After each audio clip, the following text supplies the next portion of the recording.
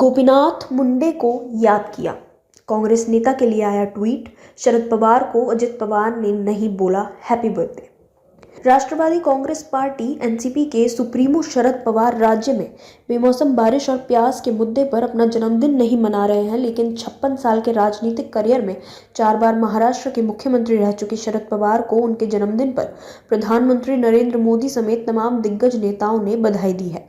लेकिन सीनियर पवार के बर्थडे पर महाराष्ट्र के उप मुख्यमंत्री अजीत पवार की बधाई सामने नहीं आई है। अजीत पवार ने अपने आधिकारिक ट्विटर हैंडल से बीजेपी के दिग्गज नेता रहे गोपीनाथ मुंडे और महाराष्ट्र में कांग्रेस के नेता विजय वडेट्टीवार को जन्मदिन की बधाई दी है, लेकिन एनसीपी सुप्रीमो और अपने चाचा शरद पवार के 84वें जन्मदिन पर कोई पोस्ट नहीं की है। अजित पवार ने महाराष्ट्र के पूर्व डिप्टी सीएम गोपीनाथ मुंडे को याद करते हुए लिखा कि राजनीति एवं सामाजिक सरोकारों में स्वयं को एक हृदय स्पर्शी नेता के रूप में स्थापित करने वाले जननायक गोपीनाथ मुंडे जी की जयंती पर सादर नमन। सुप्रिया की भावुक पोस्ट। उप मुख्यमंत्री अजीत पवार की ओर से जहां कोई पोस्ट सामने नहीं आई है, तो वहीं शरद पवार की बेटी और बारामती से सांसद सुप्रिया सुले ने भावुक पोस्ट की है।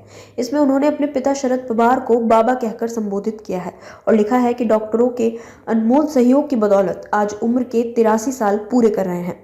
ये बहुत खुशी की बात है। हम सभी हृदय से उनके आभारी हैं। कल भी प्याज के मुद्दे पर नासिक की सड़कों पर आप किसानों से मिले। मैं यहाँ संसद में जनहित के उन्हीं और उस ऐसे ही मुद्दों को सुलझाने के लिए अपनी पूरी ताकत से प्रयास कर रही हूँ।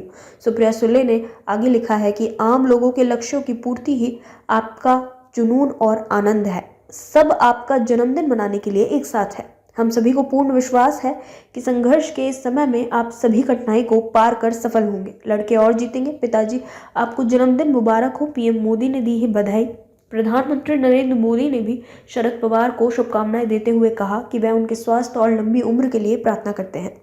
देश के कृषि और रक्षा मंत्री रहने के साथ शरद पवार महाराष्ट्र के 4 बार मुख्यमंत्री रह चुके हैं।